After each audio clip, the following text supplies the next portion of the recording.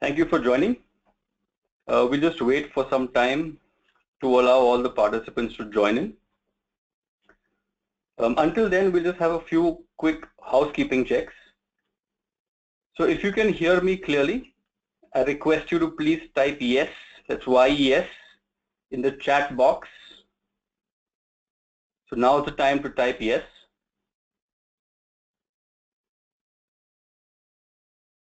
Great, we're seeing a lot of people who can hear us, so thank you for that. Throughout the presentation, we encourage you to interact with our speakers by typing in the questions and comments using the question pane. We'll try to answer as many questions as possible in our Q&A session after the presentation.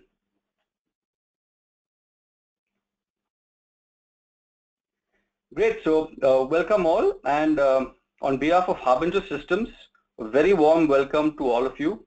Good morning and good afternoon. My name is Neville, and I work as a Senior General Manager at Harbinger Systems, and I'll be your host for today. I'm pleased to welcome you for today's webinar, Engage for Success, Improve Workforce Engagement with Open Communication and Continuous Feedback. Joining me today are my fellow panel members.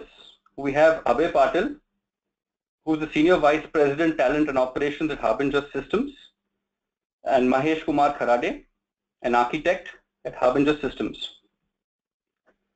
So before we get going, we'd just like to run a quick poll, and I'd request you to please submit your responses to the question popping up on your screen now.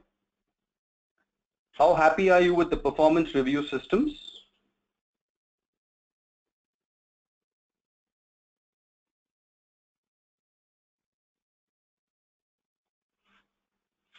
Numbers seem to be changing all the time.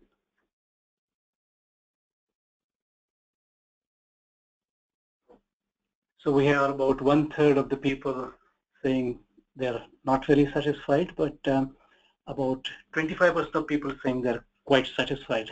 So it is a mixed response. Yeah, that's interesting data. The second question is, do you practice continuous feedback in your organization? And when I say continuous feedback, what I basically mean to say is there a mechanism in your organization where employees and managers connect formally on a frequent basis? So please type your responses now.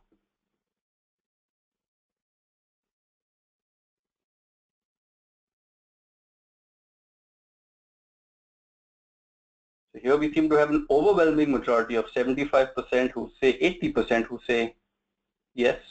That's great to know. And the third question, which is, have you evaluated any cloud-based continuous feedback systems?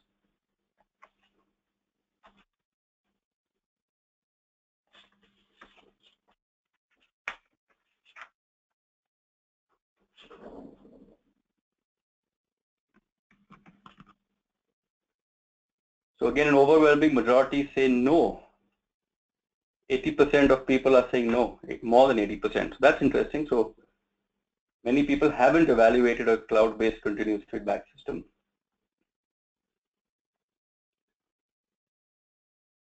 Great.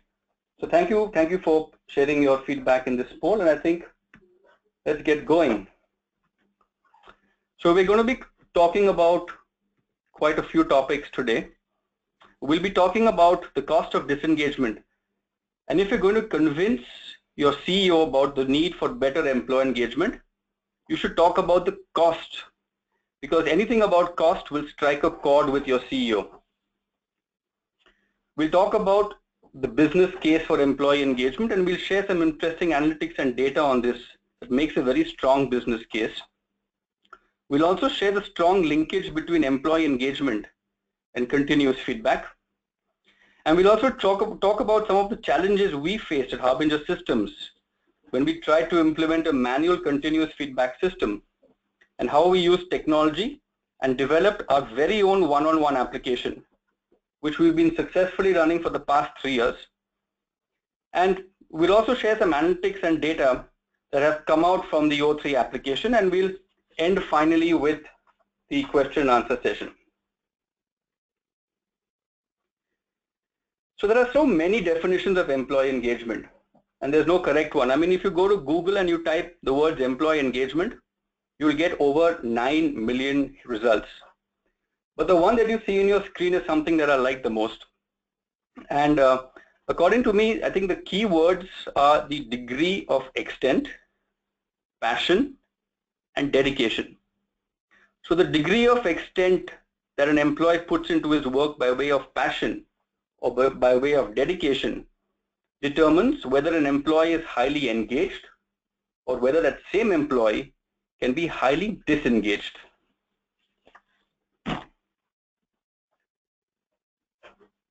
So we've all seen disengaged employees at work. We've seen them in our projects, we've seen them in our teams, and they demonstrate many of these traits, and sometimes they demonstrate even more traits than what you see on the screen. And working with such a disengaged employee is very challenging, because in our teams we have engaged employees and we have disengaged employees working together. And many a times the manager has a tough time dealing with these people, because sparks fly. There are conflicts. Because if you look at the disengaged employee, they are always making excuses.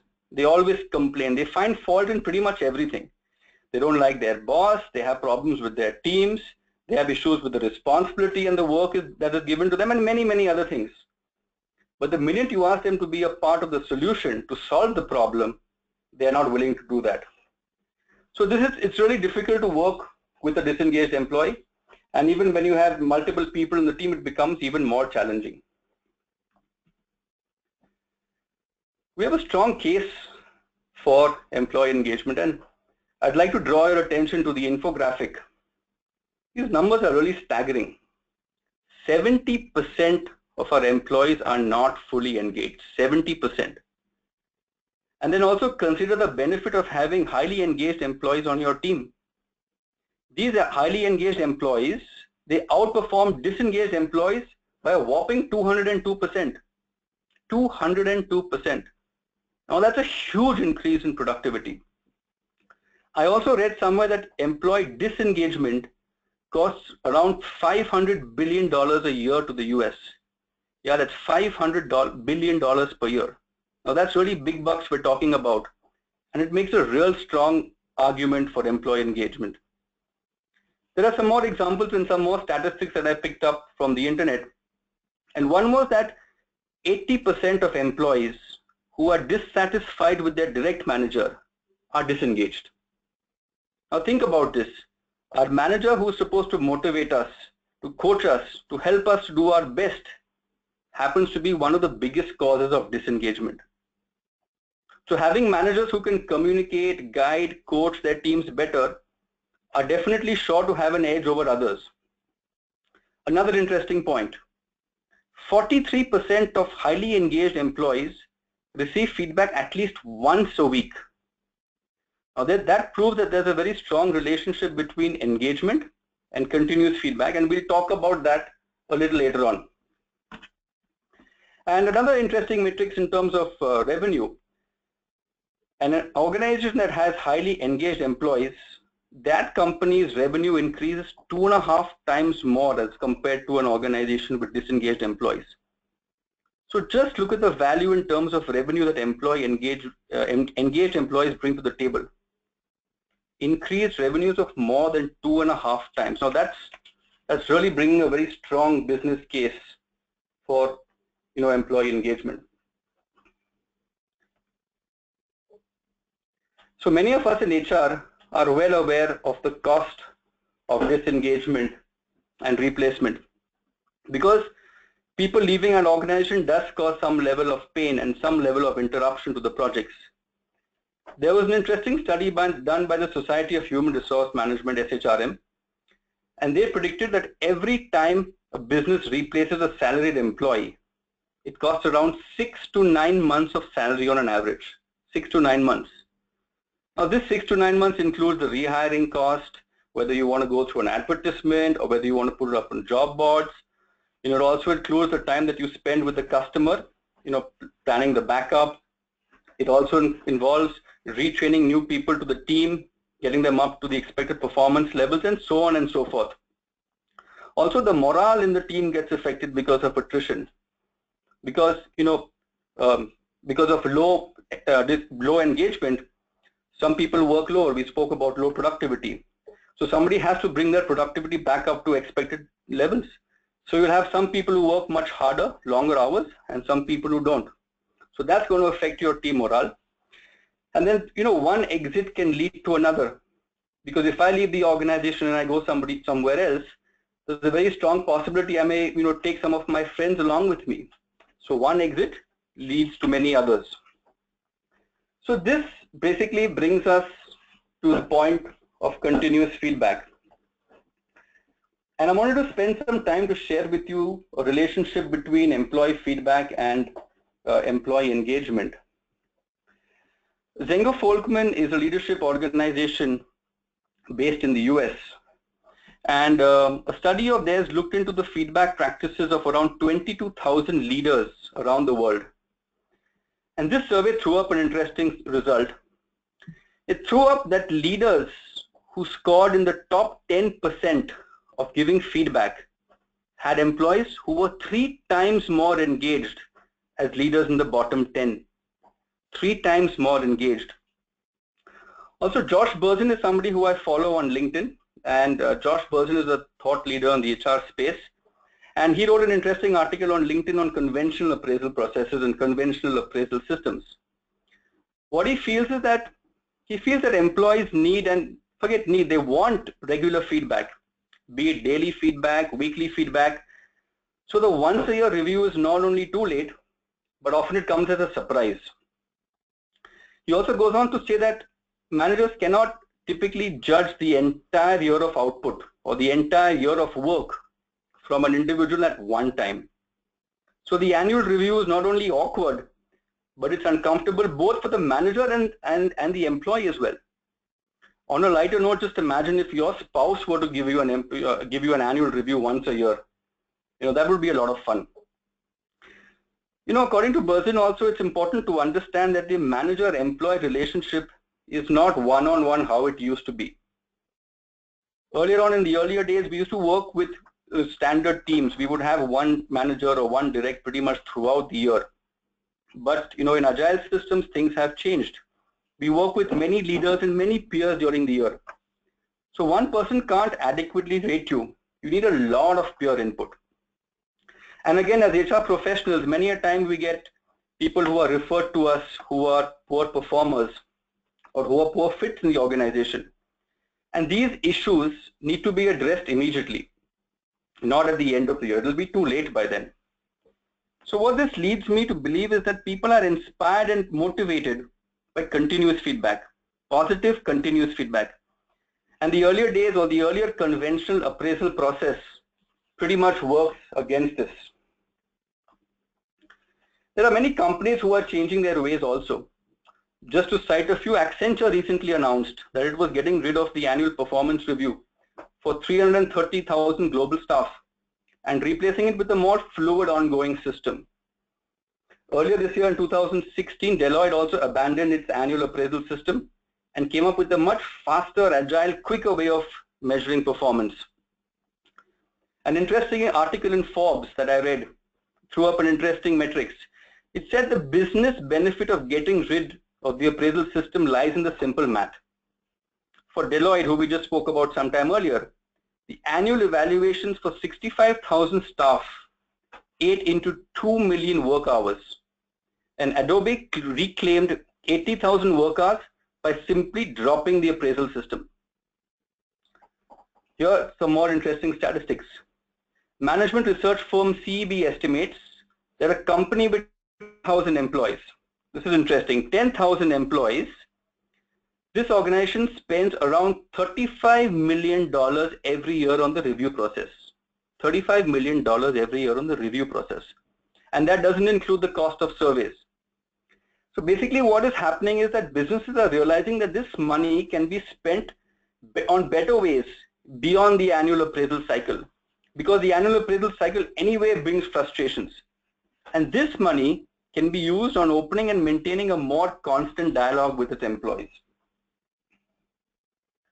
So that leads to the question, does it make sense? I think it makes absolute sense.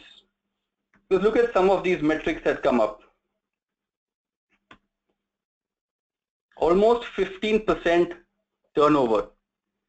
Now those are metrics which are really good for the organization. You know, HR professionals and organizations are measured by turnover rates. So lower turnover rates are great. Millennials, look at the one on the bottom right of your screen. Millennials are around, you know, they comprise of around 70% of our workforce, and this number continues to grow.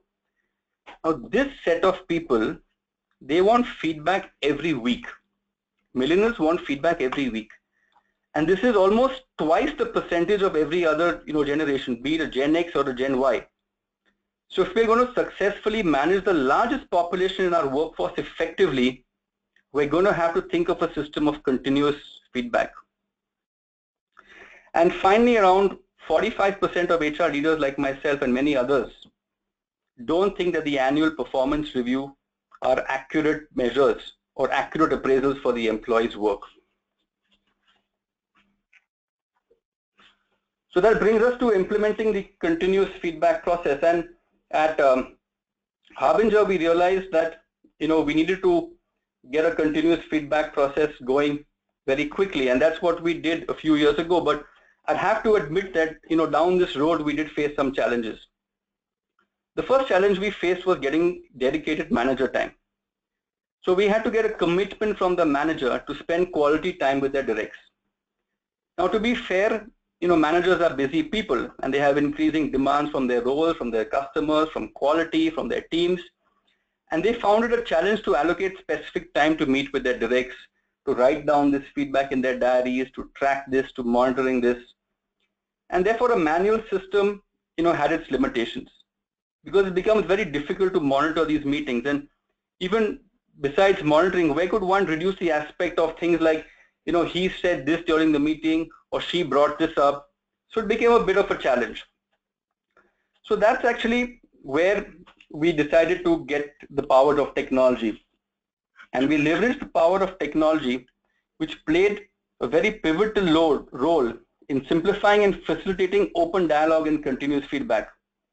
You know, through this system, we could schedule meetings, we could monitor meetings, we could track meetings. And more importantly, you know, technology really aided in generating and bringing out meaningful, actionable insights by looking at the data that came out of these meetings. So we tracked a whole bunch of data, and when we analyzed this data and made sense of it, we could really figure out the effectiveness of managers. We could figure out what amount of connect and feedback these people had with their teams, the amount of positive feedback, the amount of coaching they made with their directs. And this wealth of information and this wealth of data coming out actually helped the HR team in deriving insights that helped us form basis for various learning and development initiatives. So because of these, we were able to create better managers who had more continuous feedback. And because of this continuous feedback, their teams became highly engaged. And because of this highly engaged, productivity went up.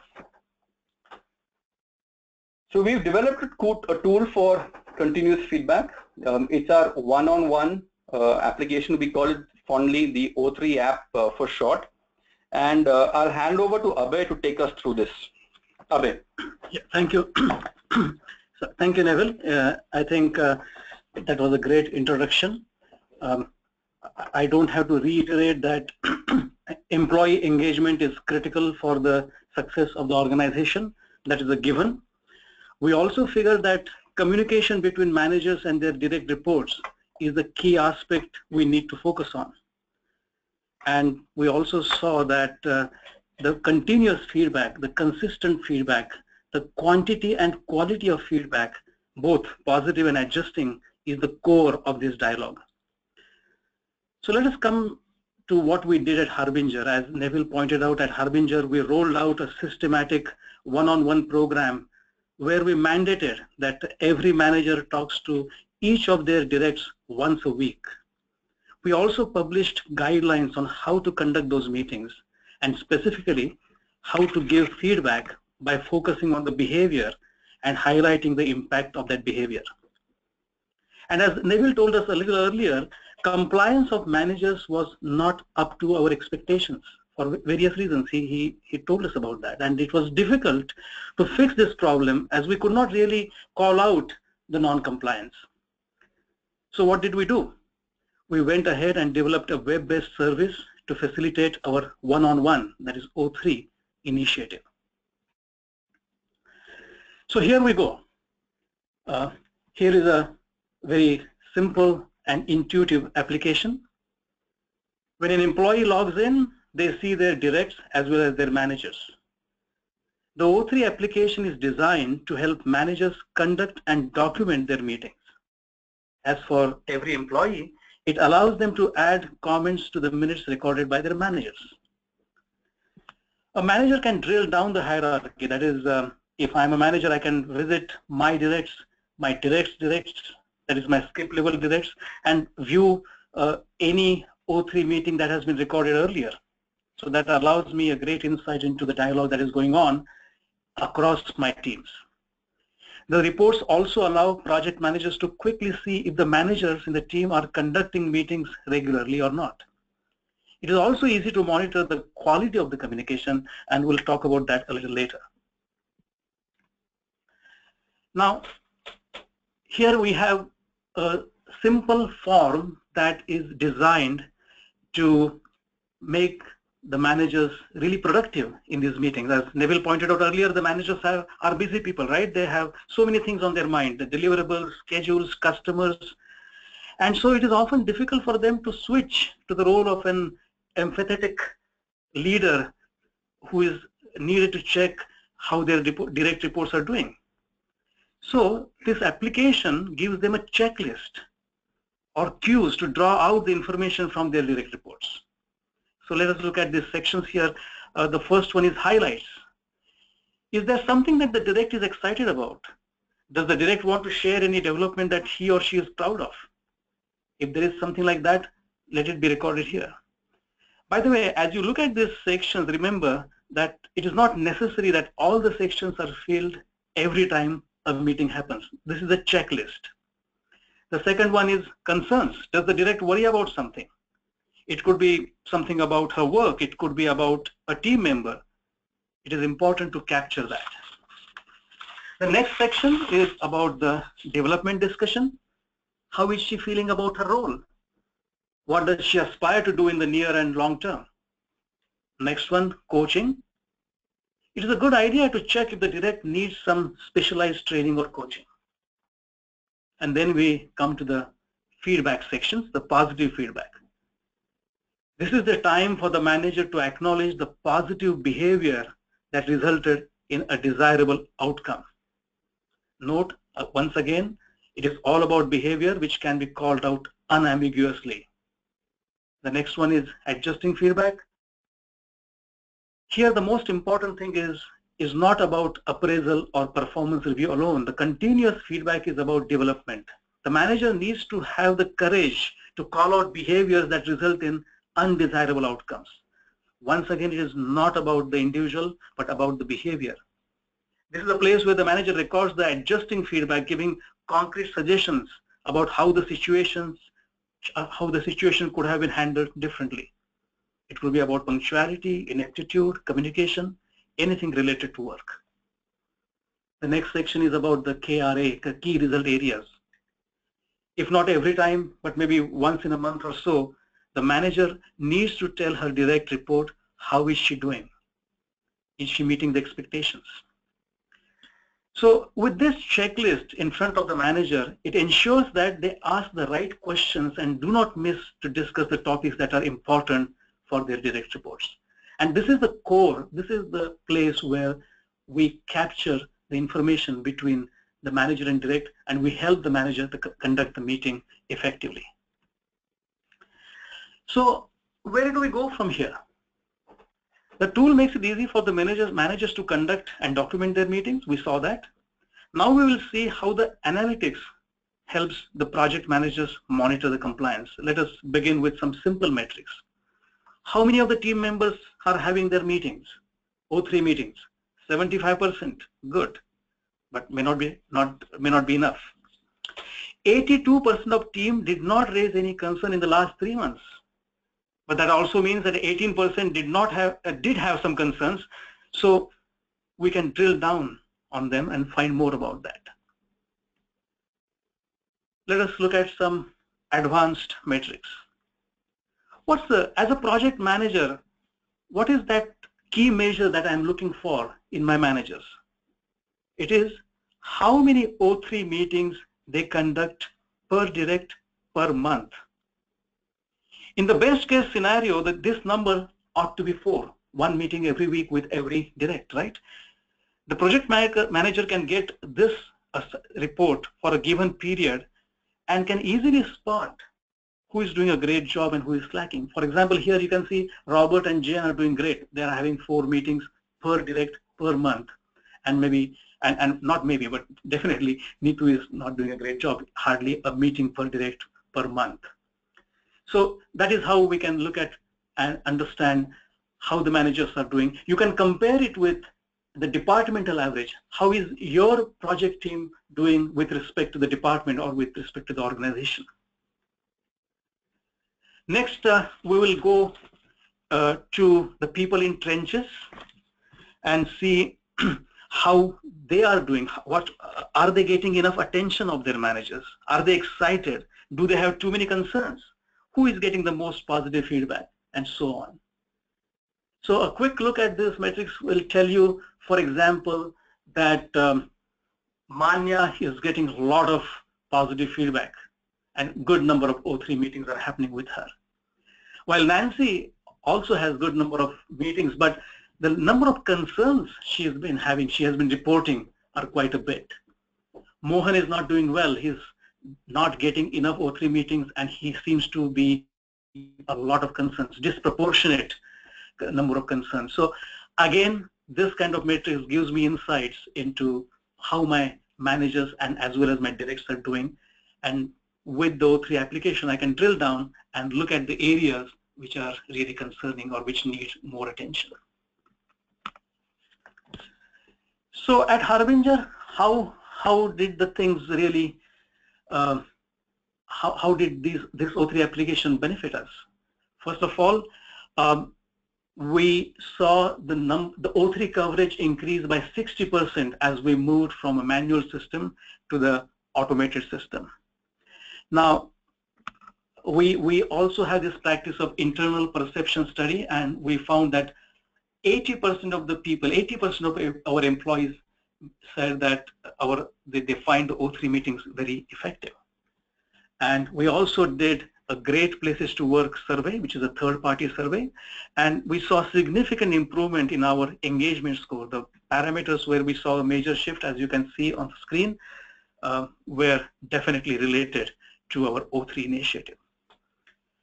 Now, with this, for me now it is time to hand over the baton to Mahesh Kumar, who can tell us a little about the enabling technology behind this application. Sure. Thank you, Abhay.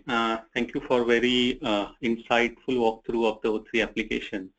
I think this very well covers the framework that will enable organizations to start using the continuous feedback and engage with employees. Now let's quickly take a look at the technology aspect. So again, I mean, instead of getting into the architecture and other details, let's take a look at the technology from more broader perspective. So when I'm saying a broader perspective, I'm thinking to discuss how SMAC is applicable in the implementation of this O3 application and in the process of overall process of enabling this continuous feedback across the organization. I believe none of the modern day applications can be complete without addressing these 4 aspects when we say SMAC. So it essentially is social, mobile, analytics, and cloud. And we have ensured to make full use of these things in the context of O3 application. So in next couple of slides, I'll go through how the use of social media has been done in the O3 application, how it can help, considerations for availability on the mobile devices, some use of analytics. We'll go through some of the use cases there, and the overall role of cloud in the application architecture. Yes, So one of the most discussed technology trend for the HCM applications this year has been the consumerization of HR technology. And I hope everyone would agree with me that role of the social media is one of the key criteria in building the consumer-focused HR application. In the context of O3 application, yeah, you might think that it's definitely not directly linked to the social media websites because we are talking about something that is part of the internal processes. And that's where it essentially needs to be looked at in the context of internal social collaboration portals. Now, if you look at most of the comprehensive HRIS platforms out there today, you would see that there is some way of providing this or enabling this collaboration within the intranet. And that's where we are talking about integrating O3 application with it. So we bring the social flavor into the O3 and other way around. So integration between this O3 application and social collaboration portal, how it would help? Basically, it would help in achieving the collaboration between employees because they would use it to share their updates on the timeline about whatever activities they are doing in the O3 application. So there is a quick link on different activities that they are doing from where I can simply post it onto the collaboration platform. Now, the way of enabling this, there are two ways I would look at it from the advantages perspective. Basically, these posts, as they are being shared on the collaboration platform, it provides a mechanism to kind of recognize their achievements, both by their peers as well as by their managers. So that's where like a simple integration helped us kind of bringing in the social flavor into and the gamification flavor as well to some extent in the overall O3 context. Moving on, the mobility or the mobile application, right? So like if you look back for maybe last 2 or 3 years, I think you would agree that one of the most disruptive change that is taking place today is I think the emergence of mobile apps as a primary technology platform. And so it's important to understand in this context, the same thing in this context as well, that any application that is targeted for better communication and better connectivity with the employees, mobile is going to be as critical as anything else. Being said that, I think one thing every technical expert should also keep in mind is apps should not simply be mobile-enabled web application. So that's where we didn't take this application and just created a mobile application out of it. In fact, what we think is that this mobile technology needs to be, looked at as if it were a new platform for the web apps. So that's where we are trying to evaluate different things. I'll talk about it in a while. And rather, we are saying that it can be a new mode of computing, which can help in addressing different usage mechanics, different features, and even altogether different user dynamics. And that's where I'm like the one thing I want to highlight here is that at Harbinger we are currently working on an interesting initiative, which is basically exploring use of mobile technology in enabling these O3 meetings remotely. As like both Abhay and Neville talked about the time availability and other constraints that our managers have, and that's where we see that this feature is definitely going to kind of add a lot of value. So this is where the mobile app based on the WebRTC is being considered. In the interest of time, I'll not go into the details on this, but in case you would want to know more about it, please let us know in the chat box or at the question and answer session, and we'll definitely get in touch with you to discuss it further. Next is the use of analytics. Again, this is a very interesting aspect of SMAC, and in my opinion, it's the most dynamic one because the possibilities are endless. I mean, you just have to think and apply. And on the screen, now you can see some of the use cases that we are working on based on the data that is being collected through this continuous feedback. That's what we call it a O3 record. Like one of the example is like by analyzing different terms used by employees during their O3 discussions can help us understand the overall engagement level across the organization. How to do it? Just use the sentiment analysis and you would have results that would amaze you. Then next is the another interesting analytics use case, that is like identifying as well as tracking the training needs across the team as well as organization. Now, as you must have noticed in the O3 application walkthrough, that questions used to collect feedback during this discussion focuses on multiple areas, and that those are the areas where either employees are either concerned about or they want to talk about. And so like one of the question in the list that was the form in such a way that it would help us to understand how and what training can help employee achieve their goals better. I think we could relate it to the coaching question that we had, right?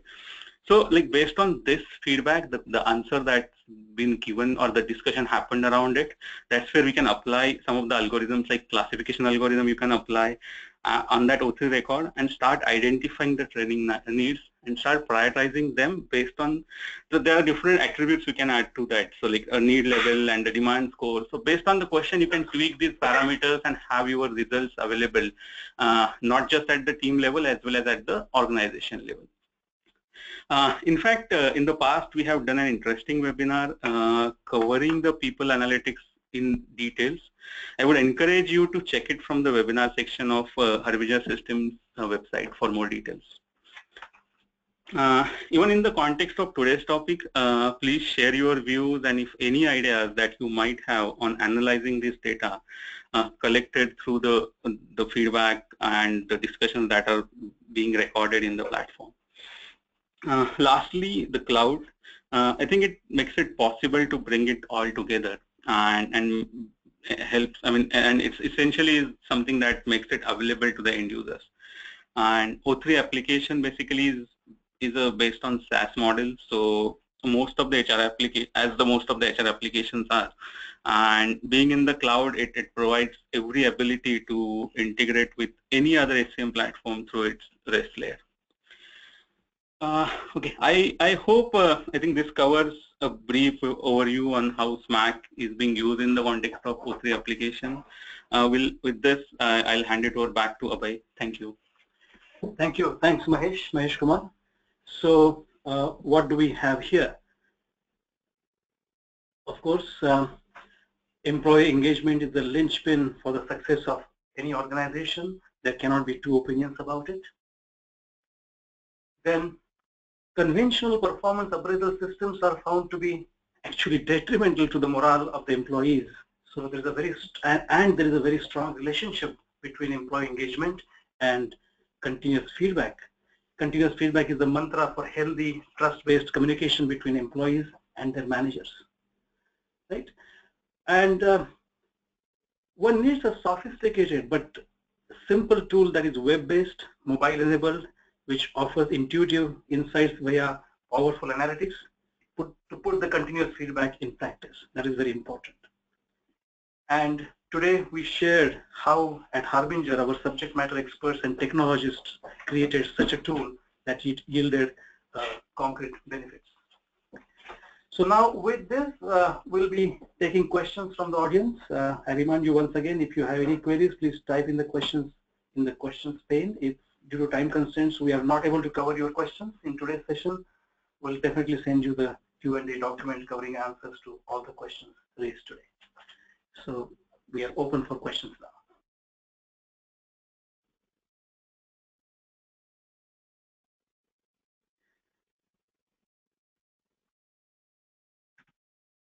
So here we are. The first question is, why did you create your own application for continuous feedback and did not go for any external solutions? Great question. Here we are using an industrial strength HCM tool in our organization, and it is great in every respect except that their continuous feedback mechanism is not mature enough, and that is why we decided to go and develop this application on our own. And at some point in time, we definitely are going to integrate that with the conventional HCM system that we have. So I hope that answers your question. Just to add to Abhay, if I may. I think also, since we had the expertise in terms of domain knowledge and in terms of technology, I think we could exactly pinpoint what our needs were. And every organization has their own specific needs and their own specific wants. And looking at all this, we were able to kind of lock down on exactly what we wanted and decided what we wanted to look at. Unfortunately, like Abhay said, we didn't find any tool in the market that was as customizable as what we would have had liked to buy. So we did leverage the power of technology and build our own application, and it's pretty customizable. So it's the questions that you saw on the O3 app a while ago, these are completely customized to any need of any organization.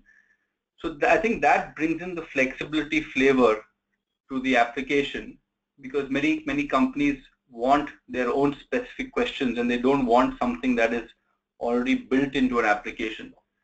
So that really helped us. And like Abhay also said, is we will integrate this into our HCM. So various organization structures, hierarchy, employee direct, employee manager relationships, this will automatically start flowing into the O3 application, which will help us, help the application be more dynamic and take information on a real-time basis.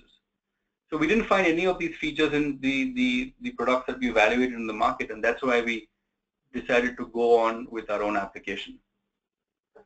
Thanks, Neville. And the second question is, what are the different types of analysis one can perform on the data received or generated from the continuous feedback channels? I think we saw some of it. You can choose to look at the managers. Is the quantity and regularity, consistency of their meetings good enough as per the norms? We can look at the people who are at the receiving end, the people who are having their O3 meetings. How are they feeling?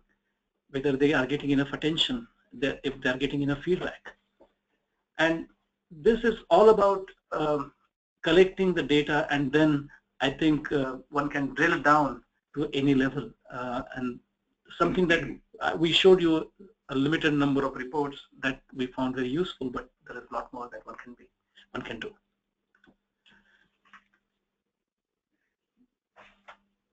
We have one question. I think I'm getting notified that we're running out of time, so I think this will be the last question, and in case we receive something on the respond to that separately. But the last question, and I probably Mahesh Kumar, if you can take this question because it's more on technology and security. The question is, how do you ensure privacy during analysis of the employee data? Sure, Neville. I think this is. I was hoping for the question, and it's there. So because like even when we started talking about this application, when we I remember like talking to Abhay and Neville when we even started to put together these requirements, we had this thing in mind, and that's where I would say the O3 application is built around it, not just that it's not never been an afterthought. So we understand that the privacy is the biggest constraint or the thing to consider in this kind of application because of the information that is being collected and stored. So I would say at every level we have ensured the security being handled very effectively. So at the database level, all the data is encrypted, so the data is stored in encrypted format, so no one can go and take a look at it. On the application layer side, the role-based access is what we ensure to have. So the data is accessible, or the O3 records are accessible to only the concerned people. So it is both ways. So it's about the roles, whether you are a manager and whatever the role hierarchy that you have in the organization. And the second is the hierarchy of the reporting hierarchy in terms of who you are going to see, whose data you can see and what you can do with it. So that's where the two type of security has been applied on the application layer. And the third aspect of analytics, where we are doing a lot of data science application on top of the data that is being generated because of different reasons there. So what we have ensured that when you apply these data science techniques to bring out these analytical results, you don't need to really know about who is talking or who is saying what there. So it's either you want to have that analysis at the team level or at the organization level, or maybe you're trying to figure out a trend or something of that sort. So that's where whatever tool that gets back to these algorithms and some of the other programs that are running on top of this data, it's always without user identity. So that way it ensures that there is no way that one can link the data that is being processed by the analytical tools to one or someone or the other in the organization. So that I hope that covers it in terms of how we are securing the overall data that is being collected by O3 applications. Thank you. Thanks, Mahesh Kumar, for that answer. So I think we reached the end, but before we wrap up, I'd just like to share with you that Harbinger Systems is exhibiting at the HR Technology Conference and Expo 2016 at McCormick Place in Chicago. So if you happen to be there, please do visit us in booth number 549. In case you'd like to pre-book a meeting with our human capital management HCM thought leaders or experts to figure out how Harbinger can create value for you, then I request you to please write to hsinfo, that's HSINFO, at harbingergroup.com. And before we end, I'd also like to remind you that we are recording today's webinar, and all the participants will receive an email with a link to view the recording of the event, along with the Q&A document. So with this, we conclude today's session. Once again, thank you very much for joining us and being a part of this webinar, and wish you have a great day ahead. Thank you and bye-bye.